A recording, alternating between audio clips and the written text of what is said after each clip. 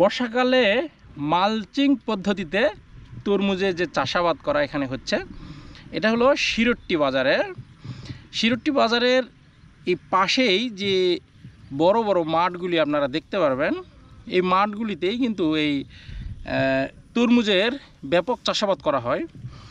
আমরা মূলত জয়পুরহাটের স্থানীয় যারা লোক রয়েছি, তারা মূলত কিন্তু ভূতগাড়ি মানেই তরমুজের একটা বিশাল সমারোহ আমরা জানি।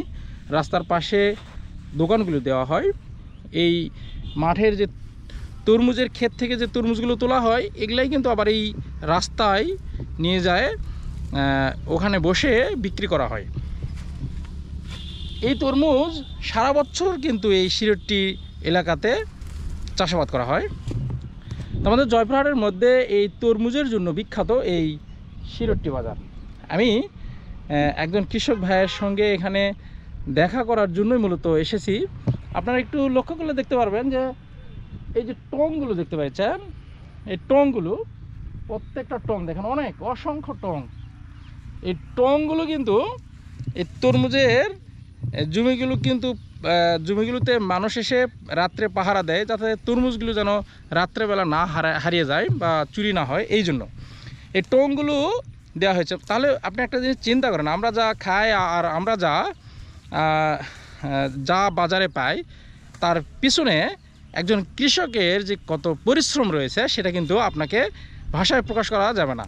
আপনি যখন একটা মাঠে একটা জমিতে যায় এই দৃশ্যটা দেখবেন, তখনই কিন্তু আপনার এই অনুভূতিটা আপনার মধ্যে চলে আসবে।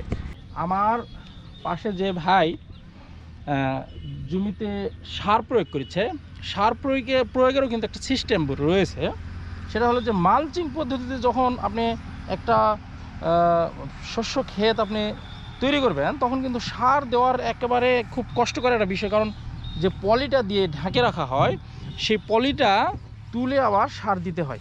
ভাই আচ্ছা, এই মালচিং পদ্ধতিতে একটু ভাই একটু দেখেন, আপনি মালচিং পদ্ধতিতে যে সারটা আপনি এখানে দিচ্ছেন, এমনিতে যদি দানাদার দেন তাহলে কি সমস্যা হবে কিনা? না, এমনি দানা দিলে হয়তো সারে বসতে দেরি হবে, পাবে না, বসতে দেরি হবে। এই জন্য আপনি পলিটা তুললেন, সারটা দেওয়ার পর আবার পলিটা দিয়ে ঢেকে দেবেন। আর এগুলা আপনারা পরিষ্কার করেন না কেন?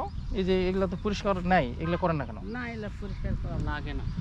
যদি প্রয়োজন হয় বা পরিষ্কার করতে গেলে বহু সময় লাগে। আগাছাগুলো যে দেখা যাচ্ছে, এটা কি আপনার আবাদের কোনো খুব ক্ষতি করে?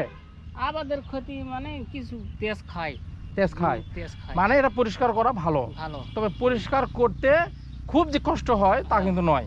কারণ এগুলা দেখেন, এখানে কাজ করা কিন্তু আপনারা একটু দেখতে পাচ্ছেন যে এটা ফাঁকা একটা জায়গা, ইচ্ছা করলে কাজ করা যাবে এবং ফ্রিভাবে কাজ করা যাবে। আমি একজন কৃষকের সন্তান হিসেবে যা জানি যে এই জায়গাটাতে সুন্দর করে কাজ করা যাবে। একটা হয়তো কুদাল নিলাম, নিয়ে আমরা চাঁচাচাঁচি করলেই এটা কিন্তু উঠে যাবে। তো যাই হোক, দেখেন আর তরমুজগুলো কত সুন্দরভাবে তরমুজ ধরেছে।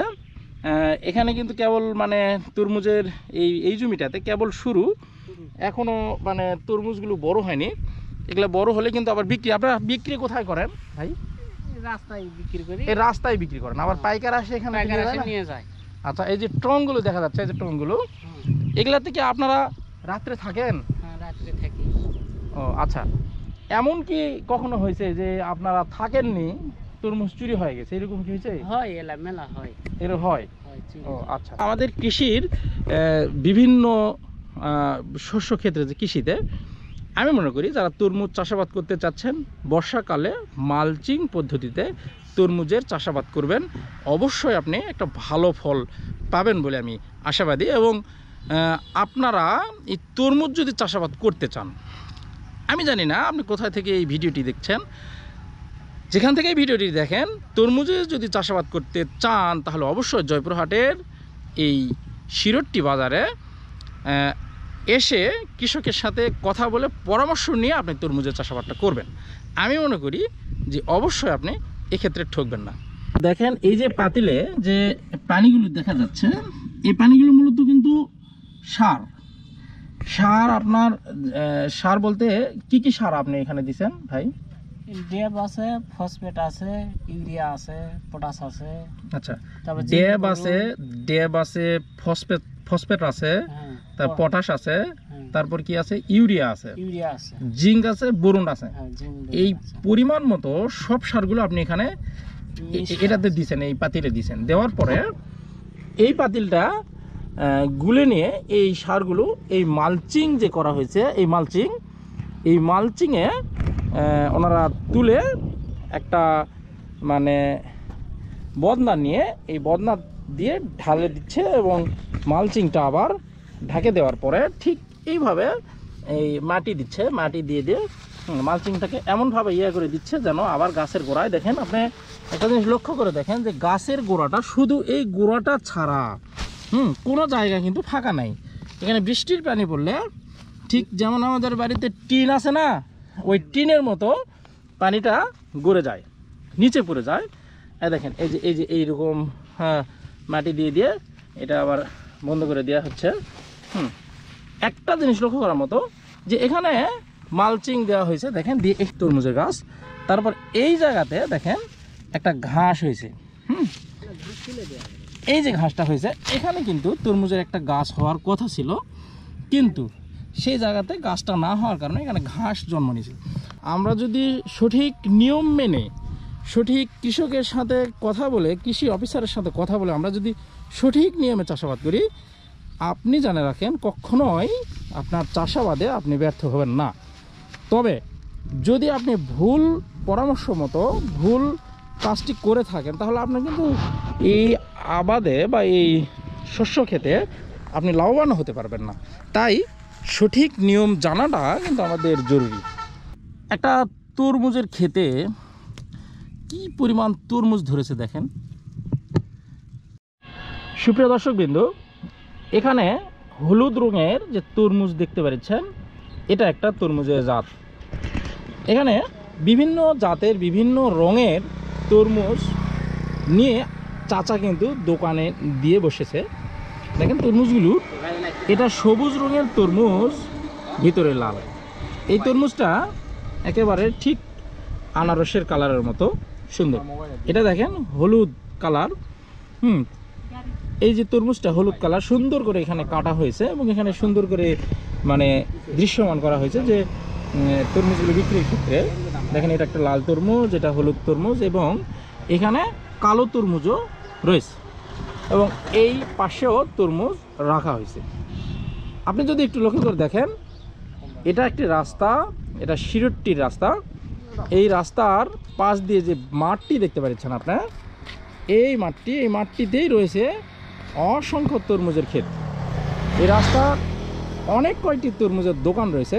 তা এই দোকানটিতে আমি দাঁড়াইছি, এই দোকানদারের সাথে বা চাচার সাথে আমি এখন কথা বলবো। চাচা, আপনি কতগুলো তরমুজের ক্ষেত আপনার আছে?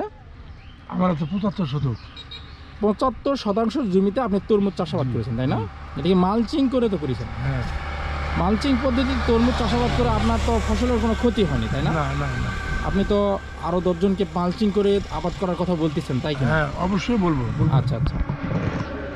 তো এই যে বর্ষাকালে আপনি তো একজন তরমুজ চাষি, তরমুজ যে বর্ষাকালে চাষাবাদ করলেন কষ্ট করে, হ্যাঁ তারপরে আবার এই তরমুজের দোকান দিলেন, হ্যাঁ আপনি কিন্তু এখন দুই রকমের উদ্যোক্তা, তাই না? হ্যাঁ, একটা হলো কৃষি উদ্যোক্তা আর একটা হলো ব্যবসায়ী। আচ্ছা, এই বিষয়টা আপনার কাছে কেমন লাগতেছে? ভালো লাগতেছে। এই যে নিজের ক্ষেত থেকে নিয়ে আসি, বিক্রি করতে চলবো। আপনার ক্ষেতের তরমুজ হ্যাঁ, আপনি নিজে নিয়ে বিক্রি করে মানুষকে খাওয়াচ্ছেন, খাওয়াচ্ছি। এটা কত বড় আনন্দের বিষয়, তাই না? অবশ্যই। আচ্ছা, আপনার প্রত্যেক দিন চাচার তরমুজ কেমন বিক্রি হয় এখানে?